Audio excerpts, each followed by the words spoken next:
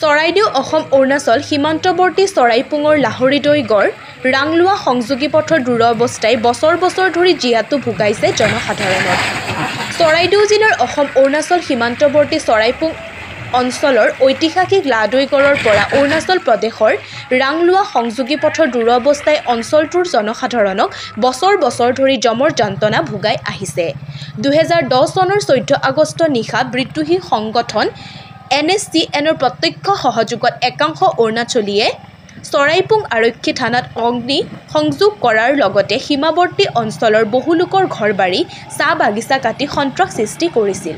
ইয়াৰ উপৰিও উপৰোক্ত অঞ্চলত অসম অৰুণাচলৰ সীমা টিয়ক নদীৰ যদিও প্ৰায় 9 কিলোমিটাৰ অতিক্ৰম কৰি ঐতিহাসিক লাহদৈ গড়টো লৈকে অৰুণাচলৰ মাটি আৰু সীমা বুলি উল্লেখ কৰি এখন ছাইনবোৰ্ড লগাই গৈছিল, যাৰ ফলত প্ৰায় 2 মাহ ধৰি সীমাক লৈ দুয়োখন ৰাজ্যৰ মাজত সংঘাত উত্তেজনা বিৰাজ কৰিছিল। ইয়াৰ পাছতে অসম চৰকাৰে ঐতিহাসিক লাহদৈ গড়ৰ পৰা প্ৰায় 1.5 কিলোমিটাৰ ভিতৰলৈ এটি BOP কেম্প স্থাপন কৰি উত্তেজনা নিয়ন্ত্ৰণ কৰে। কিন্তু ঐতিহাসিক লাহদৈ গড়ৰ পৰা বিশেষকৈ BOP কেম্পলৈ যোৱা পথছোৱাত বৃহৎ বৃহৎ পুখুৰী সদৃশ গাঁত সৃষ্টি হোৱাৰ পথচাৰী ব্যৱসায়ী চিকিৎসালয়লৈ অহা যোৱা কৰা জনসাধাৰণে দুৰ্ভোগ ভুগি আহিছে।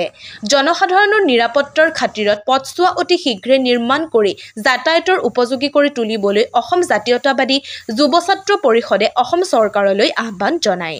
সাপেখাতিৰ পৰা প্ৰতিচ্ছবি আমি দেখিবলৈ পাইছোঁ।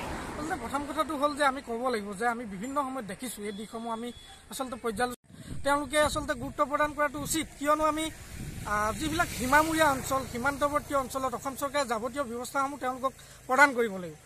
ৰাস্তাই হওক বা তেওঁলোকৰ কাৰেণ্ট তেওঁলোকৰ পানী এইসমূহ ব্যৱস্থা কিন্তু তেওঁলোকে অসম চৰকাৰখন তেওঁলোকক প্ৰদান কৰিব লাগিব। অন্যথা কিন্তু এই যে যিটো আগ্ৰাসন ৰূপী যিটো অৰুণাচলৰ যিটো আগ্ৰাসন, এই আগ্ৰাসন ৰূপী মনোভাৱটো তেওঁলোকৰ এই অৱহেলিত ৰূপটোৰ কাৰণে আচলতে হৈছে বুলি আমি অনুমান কৰিছোঁ। আৰু ক'ব লাগিব যে তেওঁলোকে এই যে অসম চৰকাৰে কোনো ধৰণৰ পথ নিৰ্মাণ নকৰে, তেওঁলোকক যে সা সুবিধা নিদিয়ে, সেই যি আচলতে সুবিধাটো অৰুণাচল চৰকাৰে লৈ ইতিমধ্যে আমি দেখিছোঁ।